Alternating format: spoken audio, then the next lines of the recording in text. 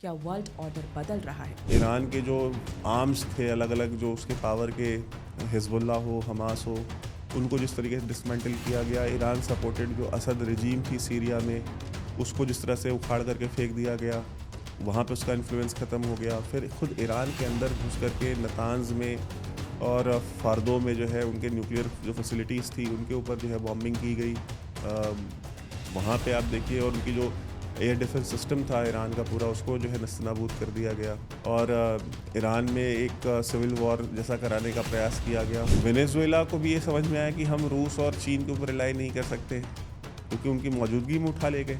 Iran को भी समझ में आया कि हम चीन और रूस के ऊपर रिलाई नहीं कर सकते बिकॉज उनके होते हुए इतनी बड़ी मिलिट्री एक्शन जो है ईरान के ऊपर लिया गया। तो अब दुनिया में एक मैसेज देने की कोशिश की जा रही है कि जो मिलिट्री पावर है वो अमेरिका ही है। अमेरिका में ईरान को लेकर के भी वहाँ के जो इंस्टीट्यूशंस हैं, CIA है, इनके अंदर दो फाड़ है। चाइनीज़ जो आर्मी है वो चीन एक देश की आर्मी नहीं है, वो पीपल्स लिबरेशन आर्मी है, वो एक पॉलिटिकल पार्टी की आर्मी है। उसी तरीके से जो ईरानियन रिवॉल्यूशनरी गार्ड कोर है वो इमाम खमेनेई की आर्मी है। तो अमेरिका के अंदर बहुत बड़ी शिया पॉपुलेशन है मुसलमानों की, तो कहीं हमारे यहाँ पे इंटरनल प्रॉब्लम ना खड़ी हो जाए सिक्योरिटी की। यूरोप के अंदर जो है जो शिया पॉपुलेशन है वो रेडिकलाइज होकर के ना हमले शुरू कर दे या वहाँ पे हिंसा ना शुरू हो जाए।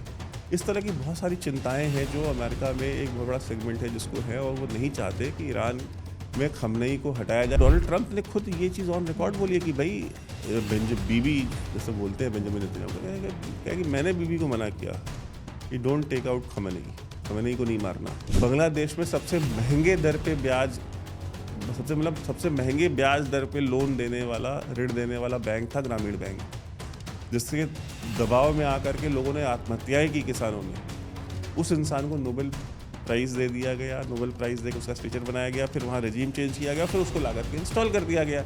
अमेरिका को तो ये कट्टरपंथी सूट करते हैं दुनिया के हर देश में। अमेरिका तो ये भी नहीं चाहता था कि आप लेबनान में जाके हिजबुल्ला के ऊपर हमले करें, या अमेरिका तो ये भी नहीं चाहता था कि आप कतर में जा करके जो हमास वालों को मारो, ठीक है, इजराइल ने किया। तो ऐसा नहीं कि अमेरिका नहीं चाहता है तो इजराइल को जो करना होता है वो इजराइल करेगा।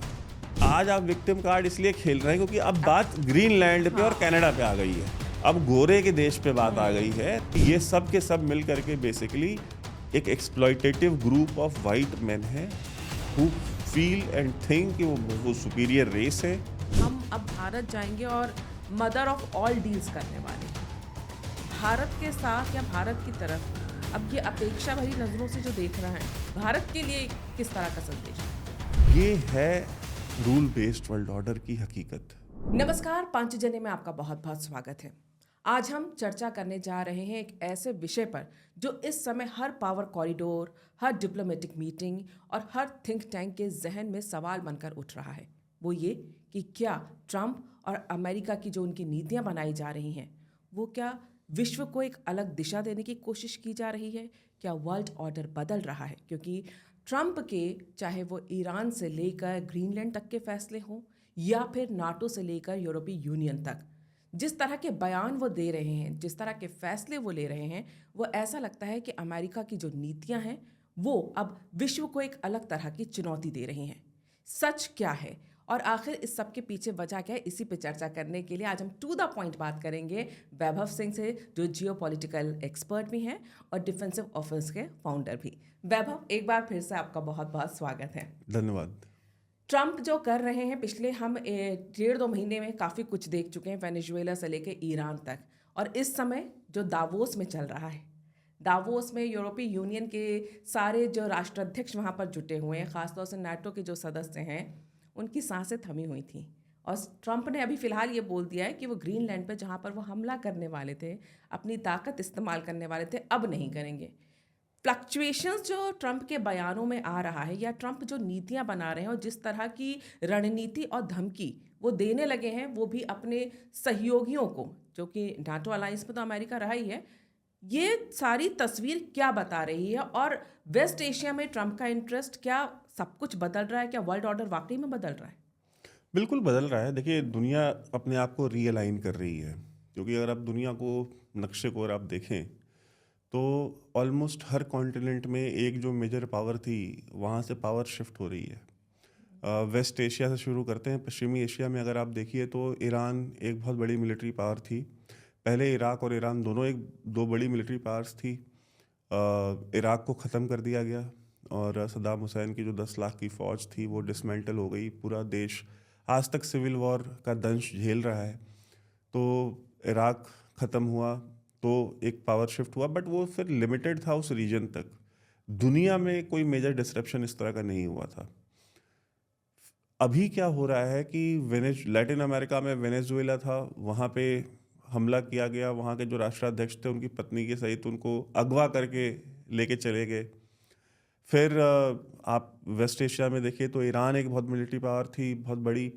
तो ईरान को और ईरान के जो आर्म्स थे अलग अलग, जो उसके पावर के, हिजबुल्ला हो, हमास हो, उनको जिस तरीके से डिसमेंटल किया गया। ईरान सपोर्टेड जो असद रजीम थी सीरिया में, उसको जिस तरह से उखाड़ करके फेंक दिया गया, वहाँ पे उसका इन्फ्लुएंस ख़त्म हो गया। फिर खुद ईरान के अंदर घुस करके नतांज में और फार्दो में जो है उनके न्यूक्लियर जो फैसिलिटीज़ थी उनके ऊपर जो है बॉम्बिंग की गई।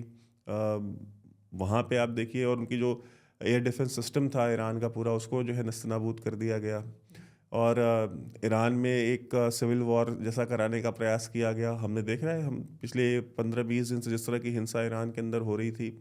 ईरान के जो मिलिट्री स्टॉक पाइल्स कह लीजिए आप, उनके आर्म्स एंड एमुनिशन के, उन स्टॉक पाइल्स का बहुत सारा हिस्सा खर्च भी हुआ और जो थे बहुत सारों को डिस्ट्रॉय भी किया गया, उनको बर्बाद भी किया गया। तो ईरान को बहुत वीक कर दिया गया। तो अब ईरान की वो स्ट्रेंथ नहीं रह गई वेस्ट एशिया में जो कभी हुआ करती थी, चाहे वो सीरिया में हो, चाहे वो इराक में हो, चाहे वो खुद ईरान के अंदर हो। तो अब उस रीजन में जो है जो एक लौती मिलिट्री पावर रह गई थी वो भी ख़त्म हो गई। तो आप यूरोप में या आप उधर चले जाइए तो यूरोप में आप देखिए यूक्रेन में रशिया जो है वो इन्वेजन जो है वो 2022 से शुरू हुआ। वो वॉर अभी तक चल रही है और उसमें भी अमेरिका खुल करके अभी तक कोई मिलिटरीली वहाँ पे हस्तक्षेप करने नहीं गया। बिहाइंड सीन तो खैर कर रहा है, वो तो वॉर चला ही अमेरिका रहा है और यूरोप। बट वहाँ पे भी हम देख रहे हैं एक डिसरप्शन क्रिएट हुई है। तो दुनिया में अब हर देश को और हर देश के जो लोग हैं उनको ये सोचना पड़ रहा है कि यार हम अब जो नई दुनिया आ रही, जो नया वर्ल्ड ऑर्डर आ रहा है, हम किसके ऊपर रिलाई करें। क्योंकि वेनेजुएला को भी ये समझ में आया कि हम रूस और चीन के ऊपर रिलाई नहीं कर सकते क्योंकि उनकी मौजूदगी में उठा ले गए।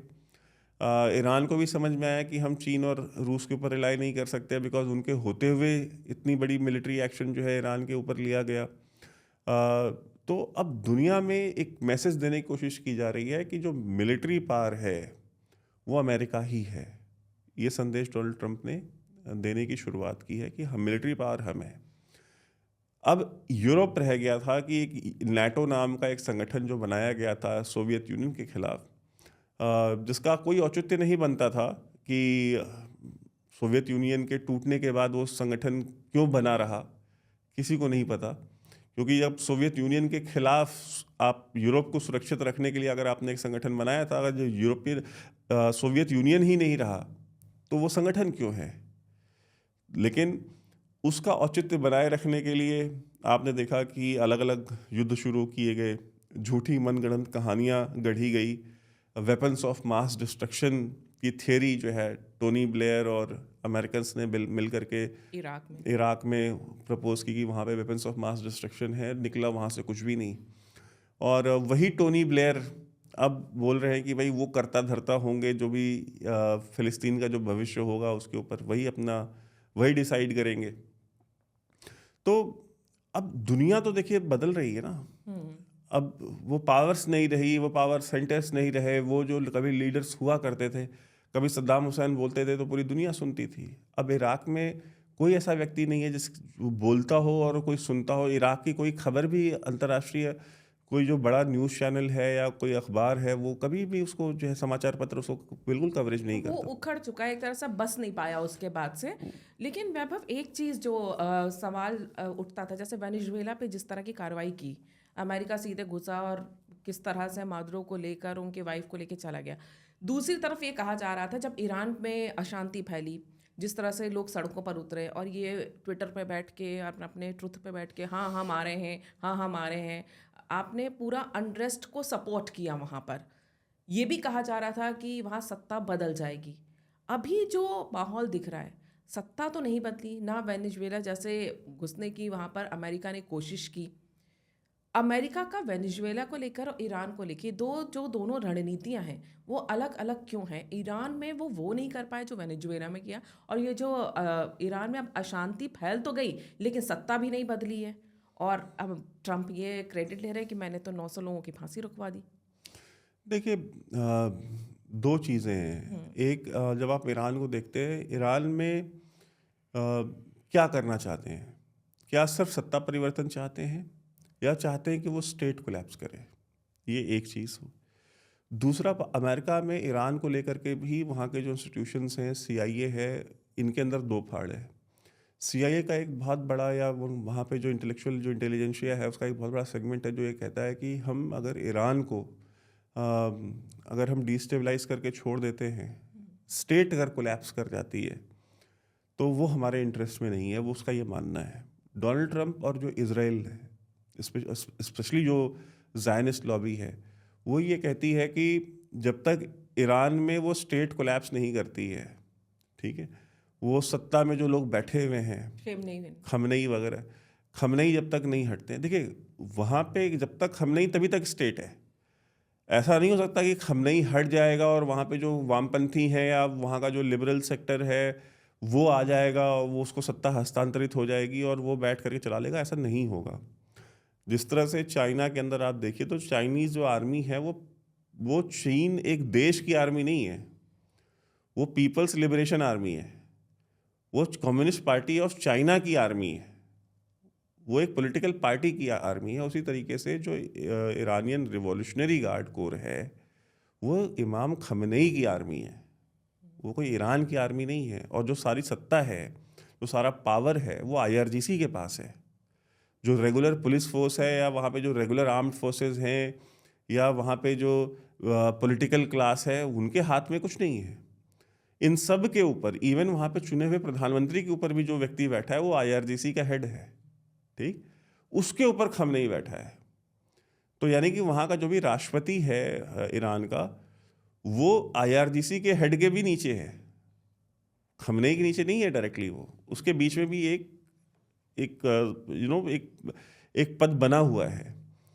सो अगर वो गिरता है तो फिर वो सिविल वॉर ही होगी। जैसे आपने देखा ना कि इराक में सद्दाम हुसैन को जब हटाया आपने, जब स्टेट कोलैप्स की, तो बहुत सारे जो उसकी इराकी आर्मी में जो लोग थे, वो आईसिस में चले गए, ठीक, उन्होंने आईसिस बना ली। बहुत सारे ने अपने इंडिपेंडेंट जो है वॉरलॉर्ड्स हो गए और उन्होंने अपने इंडिपेंडेंट मिलिशियाज बनाई।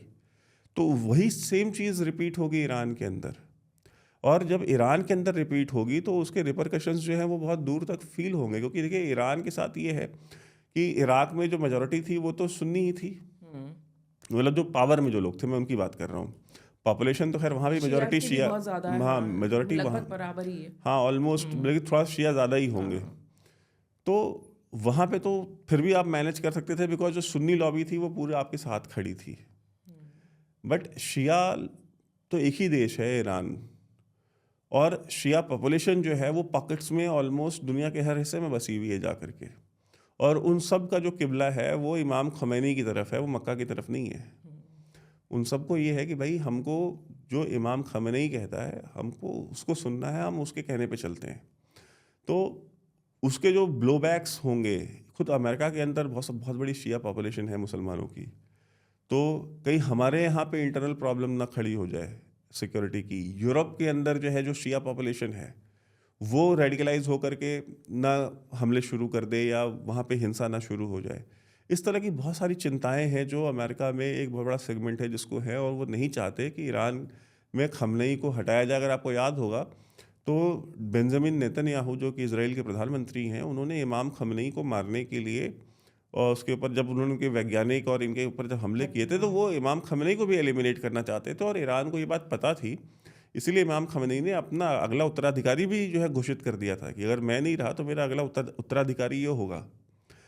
लेकिन उस पे फुल स्टॉप किसने लगाया कि नहीं। अमेरिका ने बोला था हमें पता है हम नहीं कहाँ है, याद है मुझे, यस। है ना, जब ये तो धमकी दी गई तो थी। डोनाल्ड ट्रंप ने खुद ये चीज़ ऑन रिकॉर्ड बोली है कि भाई बीबी जैसे बोलते हैं बेंजामिन नेतन्याहू को, कहा कि मैंने बीबी को मना किया कि don't take out Khamenei, Khamenei को नहीं मारना। तो वो उसको पता था, उसको ये ब्रीफिंग दी गई थी वहाँ पे उनके सिक्योरिटी स्टेट की तरफ से कि भाई अगर खमेनी को मार दिया तो अब उसका जो स्पाइरल इफेक्ट खड़ा होगा वो दुनिया में कहाँ कहाँ कैसे कैसे खड़ा होगा हमें आइडिया नहीं है। हम उसको मतलब हम उसको अभी कॉम्प्रीहेंड ही नहीं कर सकते। हो सकता है कि ना हो उतना, बट अगर हो गया उस लार्ज स्केल पे अगर ब्लो बैक आया तो फिर हम उसको डील क्या करेंगे, ऐसा कोई कंटिजेंसी प्लान नहीं है हमारे पास। तो वो फुल स्टॉप लगाएगा। तो अमेरिका चाहता नहीं है कि खमेनी को मारे। लेकिन क्या ईरान में सत्ता परिवर्तन होगा, वो तो देखिए 100% होगा। चाहे स्टेट को कोलैप्स करना हो, स्टेट कोलैप्स करेगी। अगर खमेनी को एलिमिनेट करना होगा तो खमेनी को एलिमिनेट करेंगे। बिना एलिमिनेट किए अगर वहाँ पे अगर रिजीम चेंज हो सकती है, उसका जो है शाह पहलवी, मतलब रेजा शाह पहलवी तो खैर ठीक है। अब वो कितना, भाई ज़िंदगी के 90% तो वो अमेरिका में रहे, हाँ। ठीक है। तो रेजा शाह पहलवी का कोई इतना भी सपोर्ट ग्रुप नहीं है। वो तो इजरायली जो लॉबी है उसने उसको बना रखा है सोशल मीडिया के ऊपर, मेन स्ट्रीम मीडिया पे उसको बिठा बिठा करके कि नहीं इसको इंडोर्स करो, प्रमोट करो।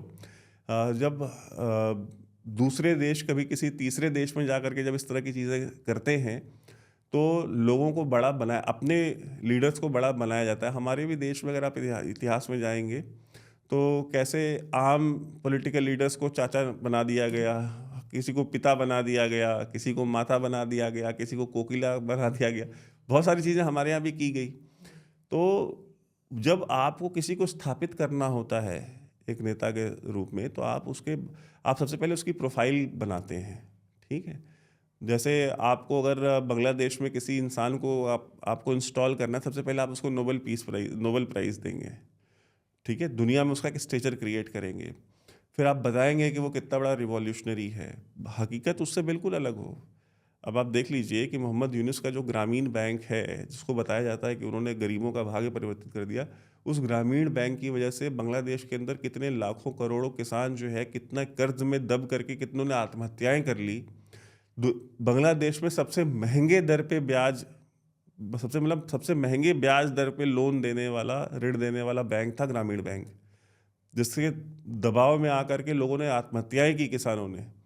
उस इंसान को नोबेल प्राइज़ दे दिया गया, नोबेल प्राइज़ देकर उसका स्टेचर बनाया गया, फिर वहाँ रजीम चेंज किया गया, फिर उसको ला करके इंस्टॉल कर दिया गया और कहा गया कि भाई जनता को, भाई देखो ये तो नोबेल लॉरिएट है जो तुम्हारा प्रधानमंत्री बन रहा है, और इसको देखो अमेरिका में इतना सम्मान मिलता है, राष्ट्रपति सीधा इससे मिलते हैं, मतलब ये तो वेल इस्टेब्लिश्ड आदमी है और हमारा देश तो डिज़र्व करता है कि हमारे, क्योंकि देखिए हमारे ना साउथ एशिया में एक थोड़ी बीमारी ये भी तो है ना, हमको ग्राउंड से आया हुआ आदमी ना कई बार नहीं अच्छा लगता, जो राजनीतिक प्रक्रिया के तहत आया हुआ है, जिसने समाज में पूरा जीवन दिया है, सामाजिक कार्यों में जुटा रहा है, वो हमको नहीं अच्छा लगता। हमको लगता है कि यार कोई हार्वर्ड से या कहीं से पढ़ा लिखा आया है।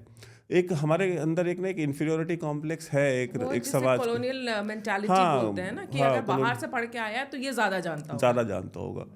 तो एक बहुत लूजली ये टर्म यूज़ कर लिया जाता है। पहले फिल्मों में अक्सर यूज़ होता था कि कोई खड़ी बोली बोलने वाला या कोई अंग्रेज़ी बोलने वाला कोई बात बोलता था, तो अक्सर फिल्मों में आप देखते थे कि जो हीरो की माँ होती है या इस तरह के कोई उसकी बहन होती है, तो वो उसको ये बोलती है कि अरे वो शहर से आया जो है, क्या तुम उससे ज़्यादा जानते हो या तुम उससे ज़्यादा समझदार हो, अरे वो शहर से आया पढ़ा लिखा आदमी है, कुछ बोल रहा है तो कुछ सोच समझ के बोल रहा होगा, गलत थोड़ी कह रहा होगा। तो हमने ये मान रखा है, ये पूर्वाग्रह हमारे दिमाग में बैठा हुआ है, तो उसका वो फ़ायदा उठाते हैं। हमारे देश में भी उन्होंने इस तरह से किया था, बांग्लादेश में भी अब कर रहे हैं। हमारे साथ जिन लोगों ने जो किया वो हमको 50 साल बाद समझ में आया है, 10-20 साल में इनको भी समझ में आ जाएगा, बांग्लादेश वालों को भी, कि उनके साथ क्या दो नंबरी हुई है। जो ग्रोथ रेट पिछले इतने दशकों में सबसे हाईएस्ट ग्रोथ रेट कंसिस्टेंटली लगातार साल दर साल शेख हसीना ने दी बांग्लादेश को, 8% से ऊपर कंसिस्टेंटली ग्रोथ रेट दी, भारत से ज़्यादा ग्रोथ रेट थी, ठीक। तो उसको हटा करके एक ऐसे आदमी को लाए, जब से आया है तब से बांग्लादेश की इकॉनमी सिर्फ डिप कर रही है, सिर्फ वो डिप कर छोड़ने रहे को हैं। भी तैयार नहीं हो रहे हैं। कितनी मुश्किल से चुनाव के लिए तैयार हुए हैं धमकियों के बाद। देखिए, कट्टरपंथ मैं हमेशा कहता हूँ ना, कट्टरपंथ का जो जिन है ना, इस्लामी कट्टरपंथ का जिन जब तक वो बोतल में बंद है ना तभी तक है। एक बार वो बाहर निकल गया, उसको वापस बोतल में आज तक कोई डाल नहीं पाया है। उसका सिर्फ एक उदाहरण मिलता है, वो है सीसी का, जो मिस्र के इस समय राष्ट्रपति हैं। सीसी के अलावा ये काम कोई नहीं कर पाया है, और सीसी को ये करने के लिए सीसी को क्या क्या करना पड़ा है। कितने इख्वानुल मुस्लिमीन या मुस्लिम ब्रदरहुड के जो कार्यकर्ता थे, जर्नलिस्ट थे, पत्रकार थे, एक्टिविस्ट थे, मौलवी थे, मौलाना थे, सिविल राइट्स एक्टिविस्ट थे, कितने लोगों को उसने जेल में डाला, कितनों को फांसियाँ दिलवाई। उतना करने के लिए उतना कलेजा होना, और फिर उसके बाद आपको उतना वेस्ट का सपोर्ट होना। और सीसी को उतना वेस्ट का सपोर्ट नहीं था। वेस्ट तो इनको इख्वानुल मुस्लिमीन को सपोर्ट करती थी। वो तो सऊदी अरेबिया ने सऊदी अरेबिया अड़ गया ना। सऊदी अरेबिया ने कहा कि सीसी के अलावा कोई मंजूर नहीं है, तो सऊदी अरेबिया के प्रेशर में आकर के उन्होंने वो सीसी को बर्दाश्त कर रहे हैं, वरना वो तो कभी बर्दाश्त ना करते सीसी को। तो अमेरिका को तो ये कट्टरपंथी सूट करते हैं दुनिया के हर देश में। आप मुझे बता दीजिए कि जब तक सद्दाम हुसैन इराक में था या गद्दाफ़ी लीबिया में था, उन देशों की इकोनॉमिक स्थिति क्या थी, उनकी हालत क्या थी, उनका ग्रोथ रेट क्या था, वहाँ पे एक जो ह्यूमन डेवलपमेंट इंडेक्स था वो क्या था, वहाँ पे आम इंसान का जो जीवन था वो कितना सुखद था। और जब अमेरिका की सो कॉल्ड अमेरिका वाला लोकतंत्र आया F-16 पे लोड होके, उसके बाद उनका जीवन क्या है। इराक में सिविल वॉर आज तक बंद नहीं हुई। पूरे वेस्ट एशिया में वेश्यावृत्ति का सबसे बड़ा गढ़ बन चुका है इराक। अंडर एज बच्चियों का सबसे ज़्यादा शारीरिक शोषण जो है इराक में होता है। पूरे वेस्ट एशिया में, मिडिल ईस्ट में रहने वाले अरब देशों के जो अमीर मुसलमान हैं, वो वहाँ पे 2 घंटे 3 घंटे की शादियाँ करने जाते हैं, जिनको मुता कहते हैं। तो वो मुता कराने वाले प्रोफेशनल वहाँ मौलवी तैयार हो गए जो 2 घंटे का मुता करा देते हैं। तो ये सारा का सारा तो वो देश कहाँ था, कहाँ पहुँचा दिया आपने उसको। ठीक वैसे ही आप देख लीजिए लीबिया की भी हालत। आज की डेट में लीबिया में सिविल वॉर चल रही है, वो आज तक बंद नहीं हुई। यमन में आप देख लीजिए सिविल वॉर चल रही है, चल ही रही है। अब तो खैर वो सिविल वॉर अलग ही हो गई, अब उसमें तो सऊदी अरेबिया और यूएई लड़ गए आपस में।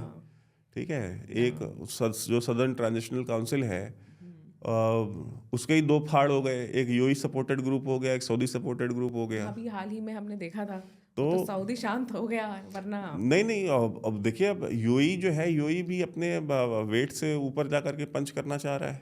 हाँ। ठीक, तो क्योंकि दोनों को ये है कि भाई अमेरिका तो दोनों को सपोर्ट करता है। उनको ये लगता है कि भाई अमेरिका हमारे लिए खड़ा होगा, उनको लगता है भाई अमेरिका हमारे लिए खड़ा होगा। और अमेरिका कभी किसी के लिए नहीं खड़ा होता, अमेरिका हमेशा अपने लिए खड़ा होता है, जो उसके इंटरेस्ट में होगा। तो दुनिया को अगर आप देखेंगे तो दुनिया इसी हिसाब से चल रही है। ईरान में आपको क्या लगता है, क्योंकि अभी तो जिस तरह से हजारों लोगों सत्ता के परिवर्तन तो देखिए, मैं बात जो कह रहा, सत्ता परिवर्तन तो वहाँ होगा। और अमेरिका को क्या हासिल है वहाँ पर? अमेरिका नहीं, वहाँ पे देखिए इंटरेस्ट इसराइल का है। इसराइल का इंटरेस्ट है। और देखिए अमेरिकन, कोई आप उसको कितना भी कोई डिनाई करे, अमेरिकन जो इकोनॉमी है और अमेरिका का जो अमेरिकन जो इकोनॉमिक स्ट्रक्चर है, अमेरिका में सिर्फ इकोनॉमी ही नहीं, उनका जो मीडिया है, उनका जो इंटेलिजेंशिया है, अमेरिका का जो बैंकिंग सेक्टर है पूरा का पूरा, वो सारा जो है वो जूस के हाथ में है। तो वॉल स्ट्रीट वही कंट्रोल करते हैं। ब्लैक रॉक जो कंपनी है, ब्लैक रॉक कंपनी जो है एक जू की कंपनी है, वो $13 ट्रिलियन के आसपास के एसेट्स मैनेज करते हैं, 11 या 13 ट्रिलियन डॉलर्स के। हमारी पूरी अर्थव्यवस्था $4 ट्रिलियन की है भारत की। वो एक एकलौती कंपनी $13 ट्रिलियन के एसेट्स मैनेज कर रही है। तो इस तरह के बड़े जितने हेज फंड्स हैं वो सारे उनके हैं। मतलब IMF, वर्ल्ड बैंक में कभी आप निकालिए कि इनके जो कर्ता धर्ता है वो कौन लोग हैं, वो आपको पता चलेगा वही हैं। सो जो ग्लोबल बैंकिंग सिस्टम है या जो अमेरिकन इकोनॉमी के जो अमेरिका की जो बड़ी बड़ी कंपनियां हैं वो सब उनकी हैं। तो अगर वो चाहते हैं कि वहाँ पे रजीम चेंज हो तो वो होगा। आज नहीं होगा, कल होगा, कल नहीं होगा, परसों होगा, बट वो होना है। आप कहते हैं ना कि you can only delay the inevitable, you can't deny it. ठीक है, जो होनी है उसको आप टाल सकते हो। ठीक है, होनी को आप खत्म ये नहीं कह सकते कि होनी को होने ही नहीं देंगे, ऐसा नहीं होता। तो वो होनी है। अब ईरान, उसका नतीजा क्या निकलेगा, उसका रिजल्ट क्या आएगा, इसके ऊपर बात होनी चाहिए कि उसका जो नतीजा आएगा वो कितना खतरनाक होगा। क्या वो भी इराक और यमन जैसा मामला हो जाएगा? क्योंकि ईरान पहले से इतने सैंक्शन झेलने के उससे बावजूद ज़्यादा फिर भी वर्स्ट होगा, उससे ज़्यादा वर्स्ट होगा। उसका रीज़न मैं बता देता हूँ। उसका इसलिए होगा क्योंकि देखिए जो सिस्तान रीजन है वहाँ का, जो बलूचिस्तान के साथ जो बॉर्डर रीजन है, वो बेसिकली बलूचिस्तान ही है, उसको सिस्तान बलूचिस्तान कहते हैं।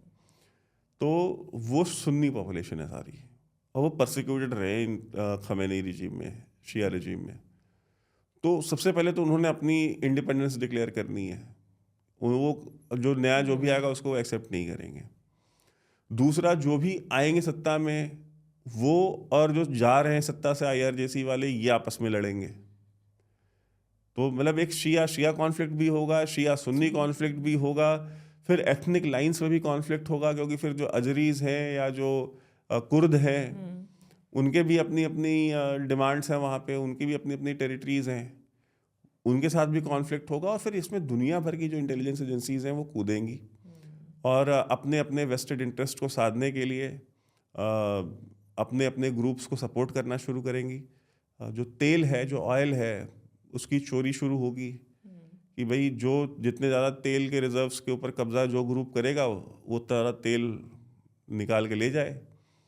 तो जो दुनिया के देश हैं वो फिर वहाँ पे पैसा इन्वेस्ट करेंगे। पाकिस्तान जैसा देश है वहाँ पे, अफ़गानिस्तान बैठा हुआ है, इंडिया इसी रीजन में है, इंडिया का भी इंटरेस्ट है। हमारी एनर्जी सिक्योरिटी बहुत क्लोजली इंटरलिंक्ड है ईरान के साथ।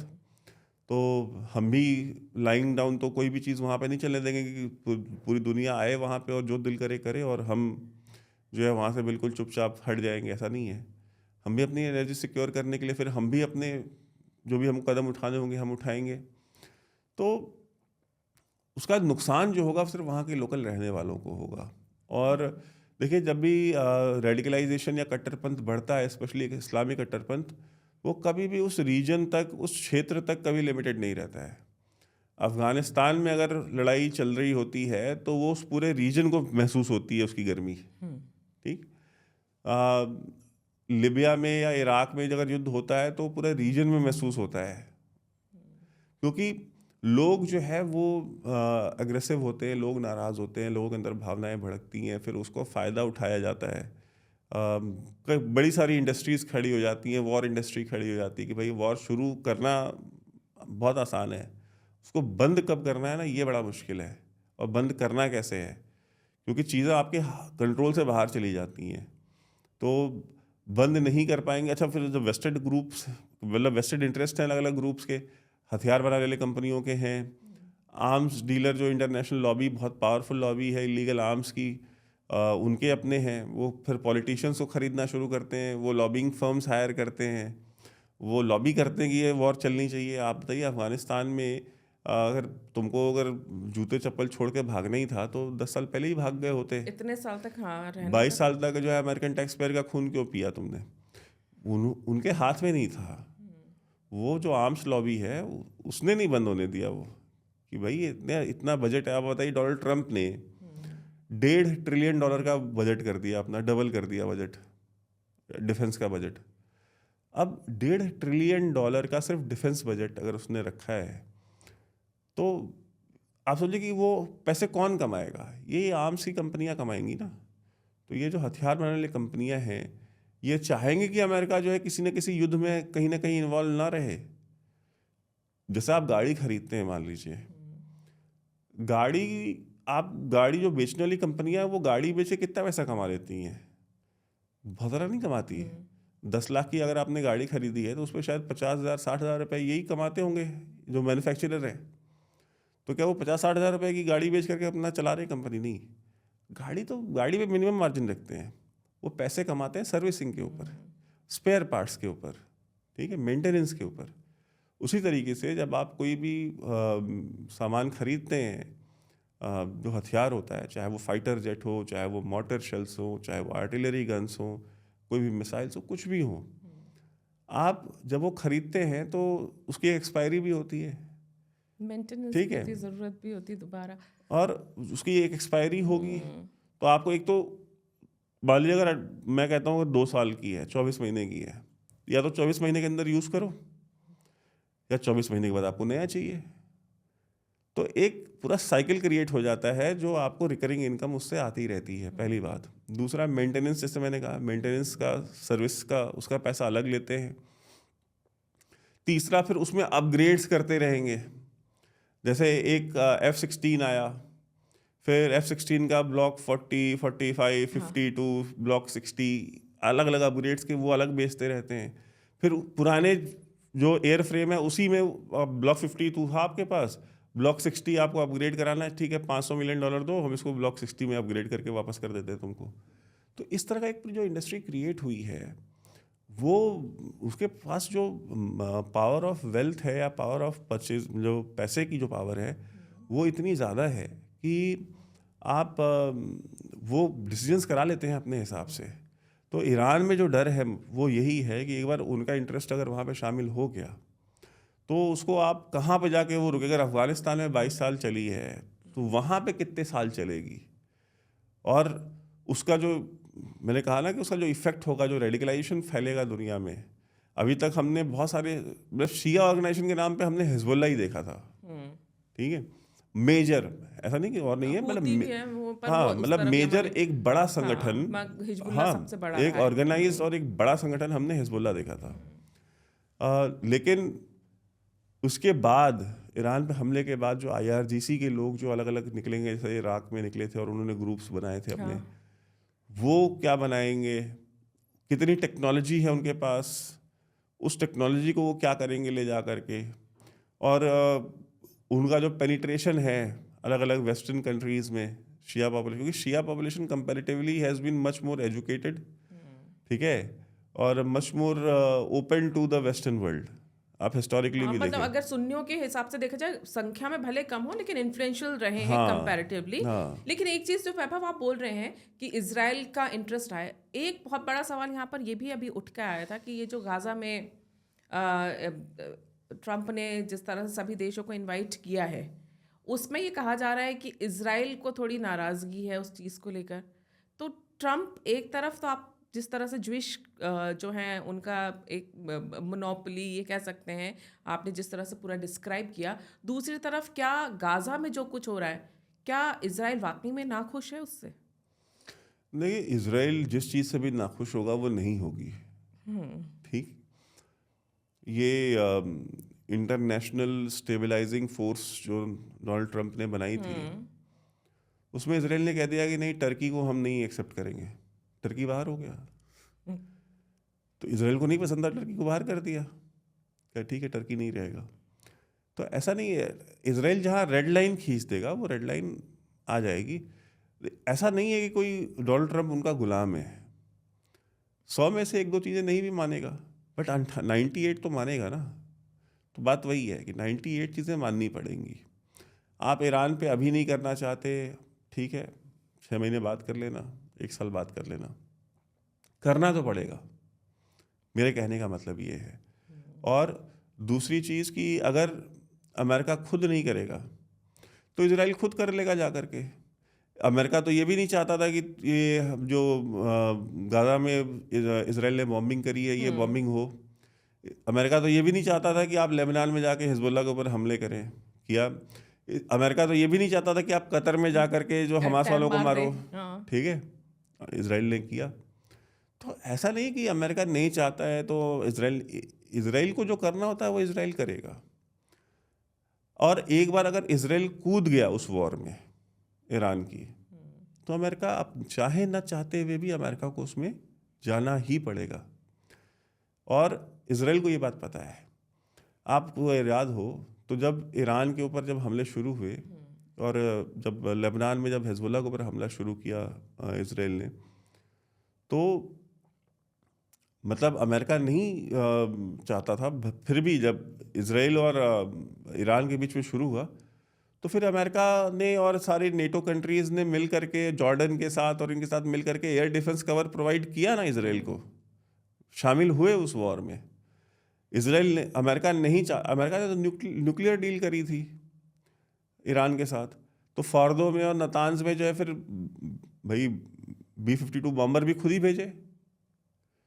सो ये एक कहते हैं ना कि इजराइल की जो रेड लाइन है वो अमेरिका की रेड लाइन है। इजराइल अगर कांटा मार देगा कि नहीं अब ये नहीं चाहिए, आप आते हो तो ठीक है वरना हम जा रहे हैं, तो इजराइल अगर कर देगा शुरू तो फिर वो अमेरिका उसमें शामिल हो जाएगा।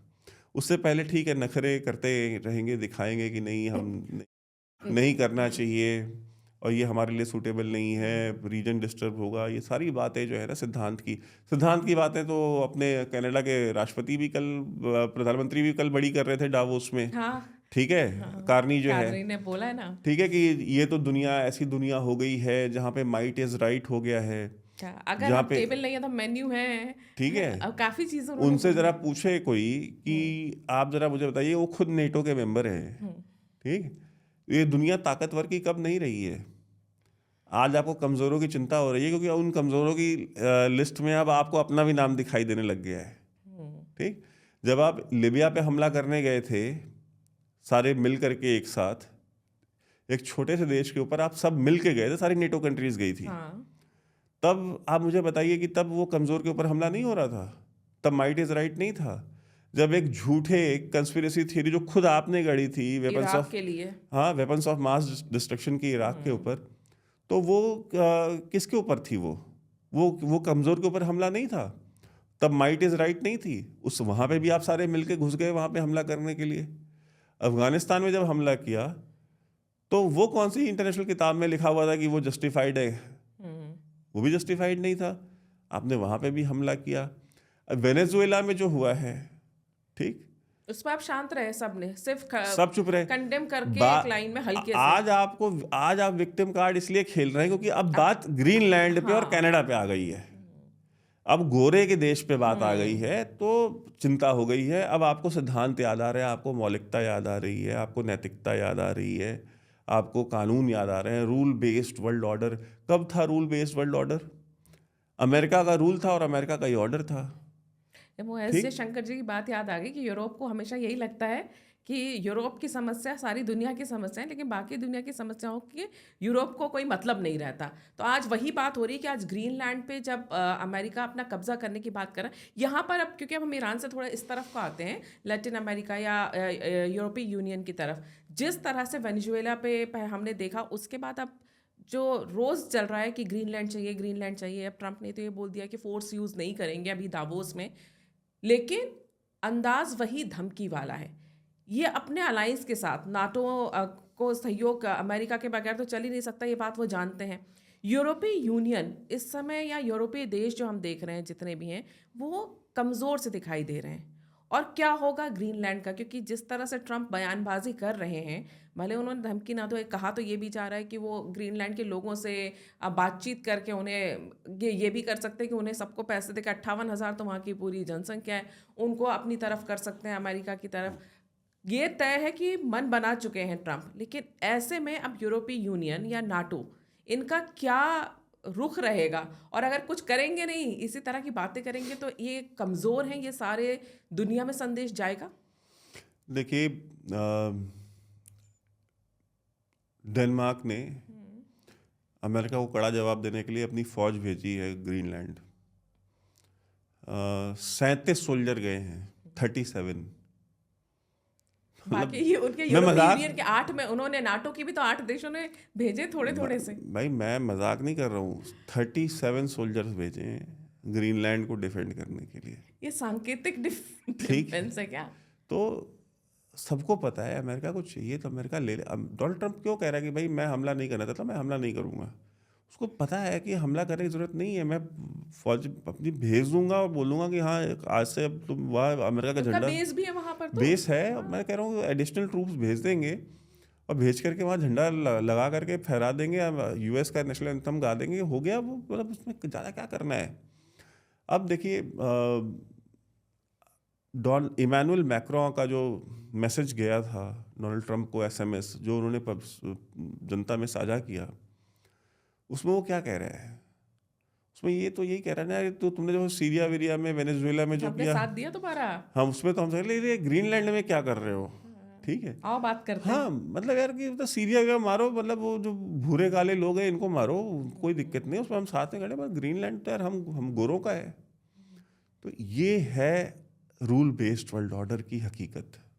पर ये ये ट्रम्प है, का इसको सार्वजनिक कर देना, ये कितना ह्यूमिलिएटिंग है। ह्यूमिलेटिंग नहीं है, बहुत अच्छा है। मैं तो उसको सपोर्ट करता हूँ कि इनका जो दोहरा चरित्र है, जो इनकी जो हिपोक्रेसी है, ये वेस्टर्न वर्ल्ड की, ये लीडर्स की, ये दुनिया के सामने आनी चाहिए कि ये कितने दोहरे चरित्र के लोग हैं। ये आपके सामने क्या बातें करते हैं, माइक पे खड़े होकर क्या बातें करते हैं, और आपस में मैसेजेस में क्या बातें करते हैं। ये बातें हम जैसे लोग जब कहते थे, तो ये जो स्टैनफोर्ड से और हार्वर्ड से पढ़ के आते हैं यहाँ पे, और यहाँ पे बैठ करके ज्ञान देते हैं हमारे देश के लोगों को कि जी वेस्ट में तो देखिए ऐसा है, वेस्ट के साथ ऐसा करना पड़ेगा। हमारे यहाँ जो बाबू लोग, ब्यूरोक्रेट्स भी जो विदेशों में पढ़ने जाते हैं, कोर्स करने जाते हैं ना, टैक्स पेयर के पैसे पे, और वहाँ से पढ़ के आते हैं, और वहाँ से जब पढ़ के आते हैं तो यहाँ पे इस देश को अमेरिका तो नहीं बना पाते, ठीक है। आजकल चल रहा है ना वो MP लैड्स का कि किसने कितना पैसा खर्चा किया है, ठीक है। तो मेरी टीम में एक है सज्जन, उन्होंने हमको दिया कि सर ये आजकल ट्रेंड चल रहा है कि हर MP लैड का कि खर्चा, कि भाई कि कौन सा सांसद कितना खर्चा कर रहा है। अधिकारियों का चल रहा है कि कौन सा अधिकारी कितना काम कर रहा है। तो ना अधिकारी काम कर रहे हैं, ना नेता काम कर रहे हैं। नेता के पास चलिए फिर भी भाई फेस सेविंग है कि 5 साल बाद जनता उसको हटा देगी। ये अधिकारी तो हमारे सर पे बैठे रहेंगे, इनको तो आप हटा ही नहीं सकते। तो ये जो कोर्स करके आते हैं तो ये बताते हैं नहीं नहीं, वेस्ट के पास टेक्नोलॉजी बड़ी है, वेस्ट जो है ना वो वहाँ पे वैल्यूज़ हैं, वहाँ पे डेमोक्रेसी है, वहाँ पे फलाना है, वहाँ पे ढिमाका है। तो ये है उनकी हकीकत वेस्ट की। तो डोनाल्ड ट्रम्प तो बहुत ज़रूरी है, एक्सपोज कर दिया बेसिकली। इन सब के मुंह पे तमाचा है। जितने लोग इनकी वकालत करते हैं यहाँ पे इस देश में बैठ के, ठीक है, वेस्टर्न वैल्यूज़ की शेखी बघारते हैं, उनके मुंह पे तमाचा है ये।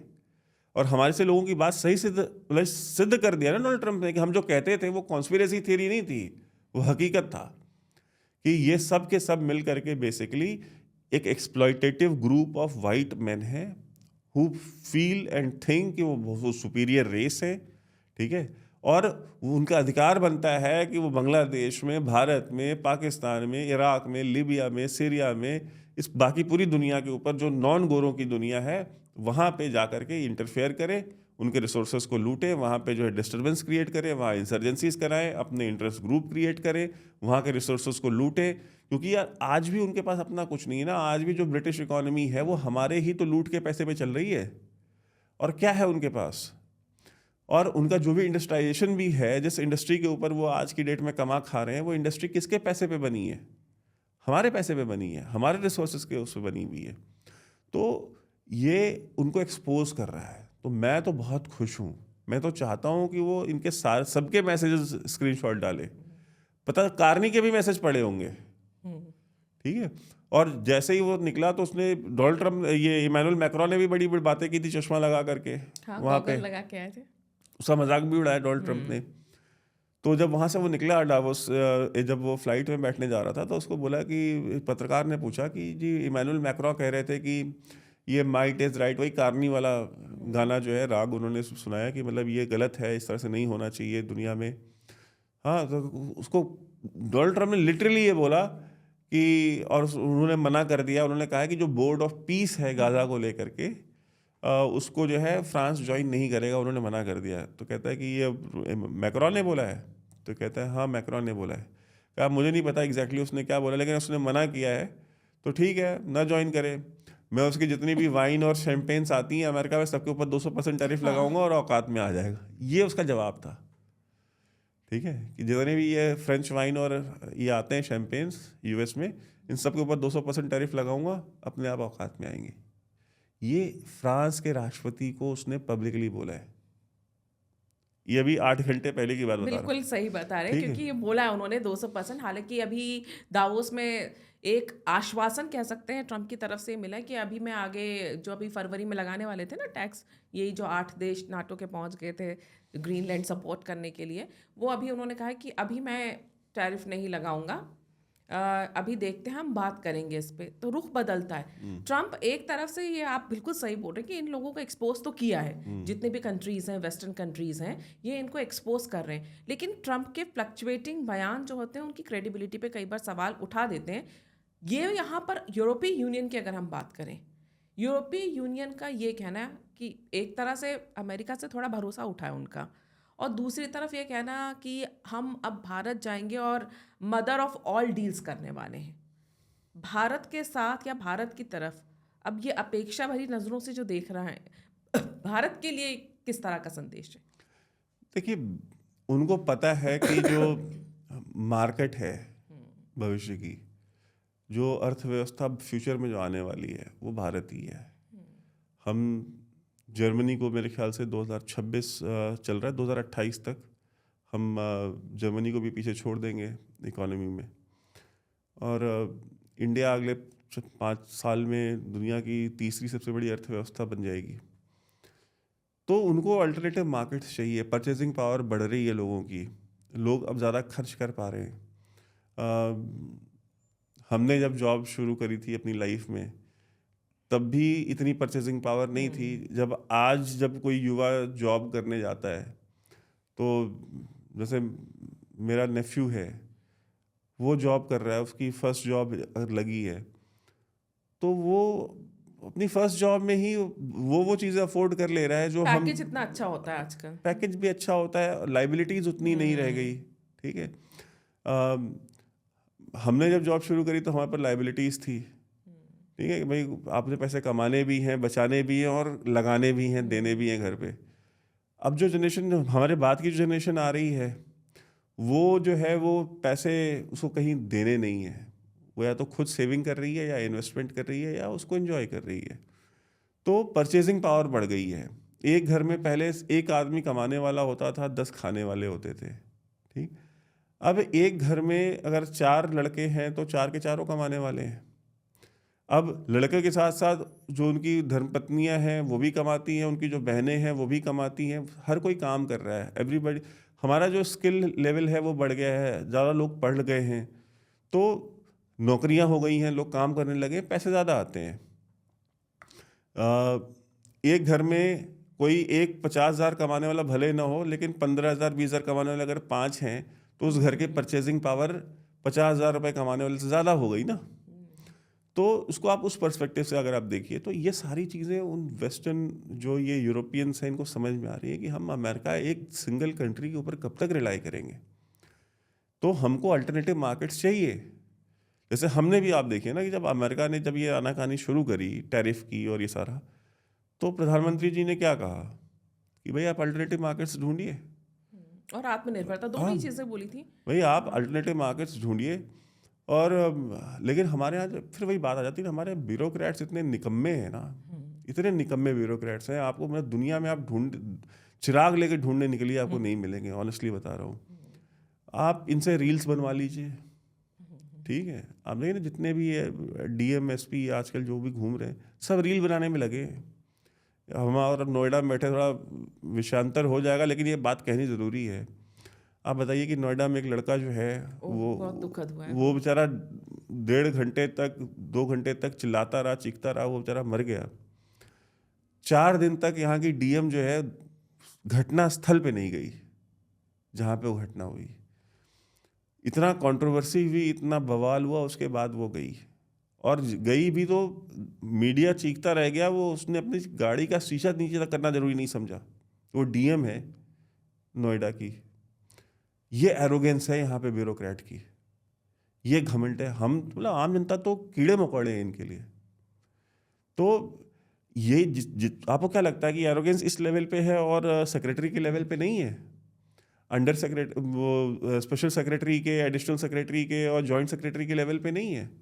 सेम एरोगेंस है, सेम सुपीरियरिटी कॉम्प्लेक्स है। जैसे गोरे को भूरे के ऊपर है, वैसे ही वही सेम सुपीरियरिटी कॉम्प्लेक्स इनको भी हमको लेकर के है। ये भी हमको उसी नज़र से देखते हैं जैसे गोरा हमको देखता है।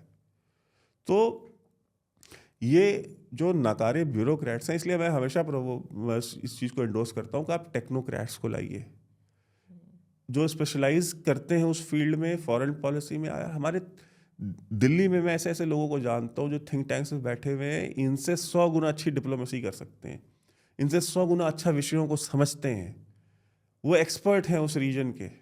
आप मुझे बताइए कि दुनिया में लोग पॉलिटिकल अपॉइंटमेंट्स करते हैं एम्बेसडर्स की। हमारे यहाँ पॉलिटिकल अपॉइंटमेंट क्यों नहीं हो सकती है? ये सर्जियो गौर आया है, मैं एग्जाम्पल देने के लिए सिर्फ कह रहा हूँ, मैं उसकी कॉम्पिटेंस के ऊपर ना उसकी तारीफ कर रहा हूँ ना बुराई कर रहा हूँ, मैं एग्जाम्पल दे रहा हूँ। सर्जियो गौर को भेज दिया। सर्जियो गौर क्या यूएस फॉरेन सर्विस का कोई ऑफिसर है? नहीं है ना। तो आप जो एक ऐसा इंसान जो अमेरिका को समझता हो, अमेरिकन साइकी को समझता हो, अमेरिकन सोसाइटी किस तरह से ऑपरेट करती है, वहाँ की पॉलिटिक्स कैसे चलती है, वहाँ पे कौन इन्फ्लुएंस करता है, किसके साथ कैसे लॉबिंग करनी है, कौन से लॉबिंग ग्रुप्स हैं जिनको हमको हायर करना चाहिए, किनको हमें एंगेज करना है, आप ऐसे किसी आदमी को आप वहाँ भेजिए एम्बेसडर बना के। आप भेज के देखिए, ये ब्यूरोक्रेट मिलके ये सरकार गिराने पे आ जाएंगे। ये इनकी ताकत है कि मतलब ये मीडिया को खबरें लीक करना शुरू कर देंगे। यही करते हैं लीक, मीडिया को खबरें लीक, कोई और नहीं करता। आपको क्या लगता है कि खबरें ये बाबुओं की मर्जी के बिना बाहर आ जाती हैं? ये उस लेवल पे चले जाएंगे। तो ये ब्यूरोक्रेट्स जो है ना, ये इस देश का, मैं कहता हूँ इस देश का कुष्ठ रोग है। जब तक ये नहीं ठीक होगा ना, ये आप ब्यूरोक्रेसी को नहीं फिक्स करेंगे। प्रधानमंत्री जी 18 घंटा काम कर लें, 20 घंटे काम कर लें, भाई प्रधानमंत्री जी निर्देश ही दे सकते हैं ना। अमेरिका जा करके थोड़ी प्रधानमंत्री जी लॉबिंग करेंगे। भाई प्रधानमंत्री जी कहेंगे भाई ये चीज़ करना है, इसको करिए। करने वाला कौन है? करने वाला तो बाबू है। क्योंकि आप डिप्लोमेसी की बात कर रहे हैं, तो अगर हम भारत की डिप्लोमेसी देखें इस पूरे मामले में, 3 देश जिनके ऊपर भारत, क्योंकि सीधे सीधे हमारा संबंध है, रशिया और चाइना।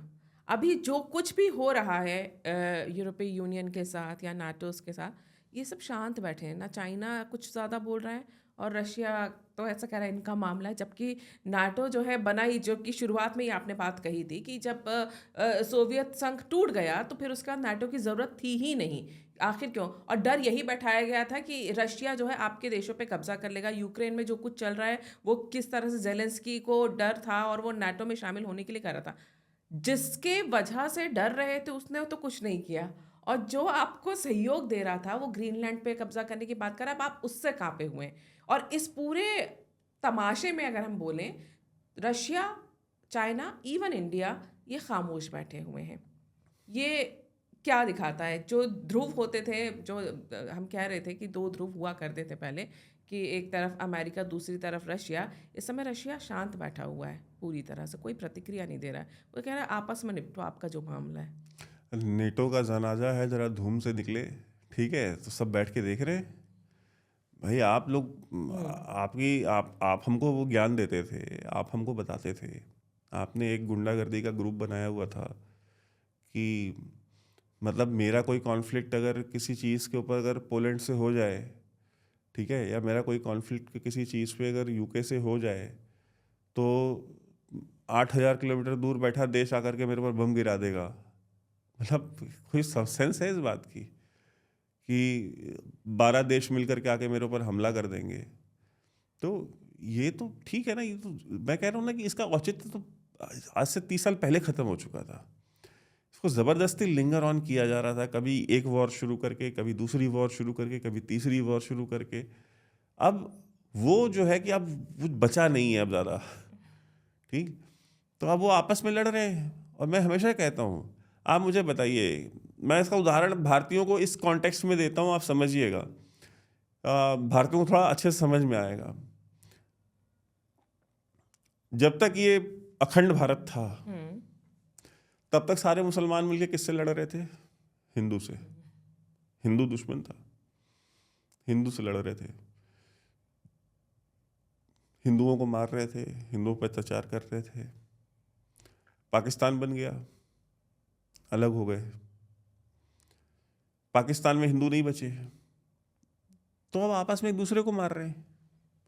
शिया सुन्नी पे मार रहे हैं, अहमदियाओं को मार रहे हैं, अहमदियाओं को मार रहे हैं, सलफी बरेलवी पे मार रहे हैं, देवबंदी बरेलवी पे लड़ रहे हैं, ठीक है, एक दूसरे को काफिर करार दे रहे हैं। हर एक फिरका 72 के 72 फिरके आपस में एक दूसरे के लिए काफिर हैं, ठीक?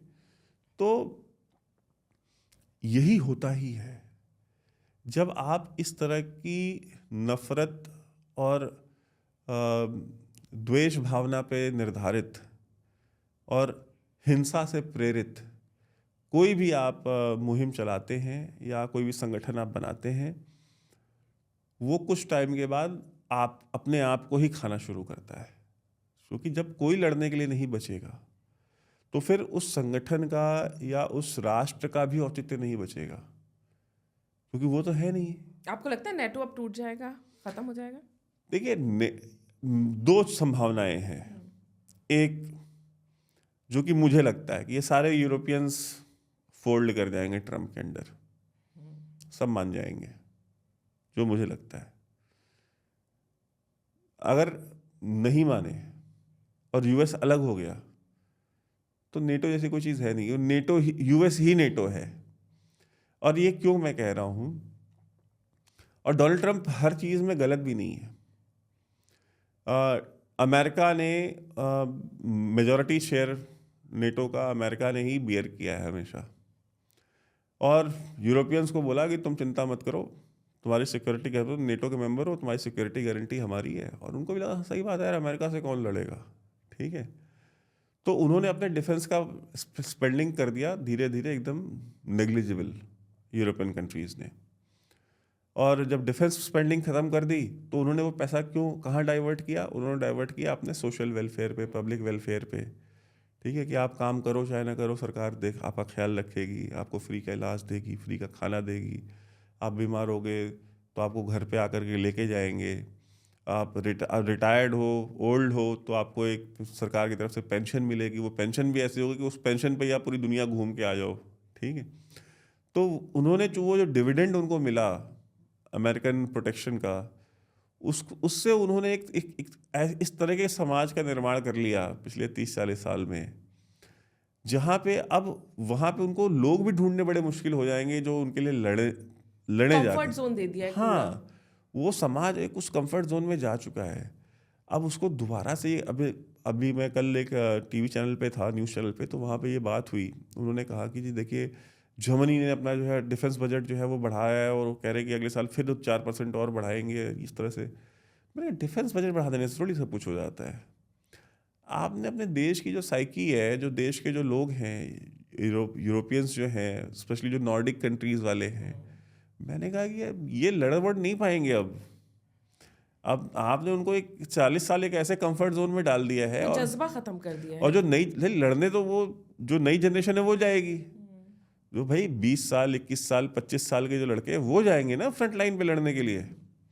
मैंने कहा वो तो जो बच्चे हैं उन्होंने तो कुछ देखा ही नहीं है, वो तो पैदा ही उस मतलब कहते हैं ना अमेरिकन प्रोटेक्शनिज्म में हुए हैं।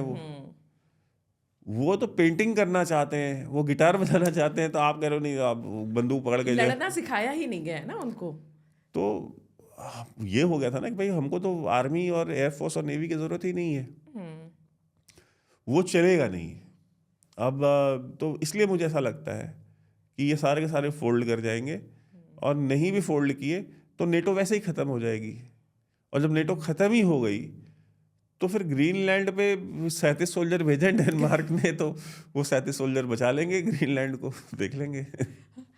ये जो आपने बात की नेटो, दूसरी तरफ एक यूएन को लेकर भी सवाल उठ रहे हैं कि जिस तरह से अमेरिका अभी पीस ऑफ बोर्ड की जो हमने बात की कि डोनाल्ड ट्रंप जो हैं एक पैरेलल यूएन के समक्ष एक और संस्था बना रहे हैं, और ये एक तरह से देखा जाए यूएन की क्रेडिबिलिटी पे हालांकि बहुत पहले से सवाल उठते रहे, लेकिन ये वेनेजुएला वाला जो पूरा मामला हुआ है उसके बाद यूएन को लेकर जो है ना कई तरह के सवाल अब उठने लग गए हैं। और पीस ऑफ बोर्ड को लेकर भी यही कहा जा रहा है कि ये एक पैरेलल यूएन के समक्ष एक संस्था खड़ी करी जा रही है। क्या ये आपको लगता है सही है? सही है। ये बोर्ड ऑफ पीस जो है ये बेसिकली उनका अल्टरनेटिव है यूएन को लेकर के, और ये डोनाल्ड ट्रंप के दिमाग का फितूर है पहली बात, ठीक है। ये बोर्ड ऑफ पीस जो है, डोनाल्ड ट्रंप अभी क्या और कितने साल रहेंगे? 3 साल, 2 साल 3 साल, ठीक। अगला जो भी राष्ट्रपति आएगा, क्या गारंटी है कि ये बोर्ड ऑफ पीस जो है वो उसको कंटिन्यू करेगा और वो यूएन के फ्रेमवर्क में वापस नहीं जाएगा? डेमोक्रेट आया तो उसने तो पहले दिन बंद कर देना है इसको, शटर गिरा दे। बाइडेन ने कितनी चीजें तो बंद की थी ना ट्रंप के बाद जब आए। तो वो पहले ही आते ही सबसे पहला काम ही उन्होंने ये करना है कि शटर गिराना है और ताला मार देना है इसके ऊपर। तो उसकी कोई गारंटी नहीं है। लेकिन डोनाल्ड ट्रंप का है कि नहीं, यूएन रिडंडेंट हो चुकी है, और जो कि बात सही भी है। देखिए यूएन ना पिछले 25 साल में कोई एक वॉर रोक पाए, कुछ भी ना नहीं है।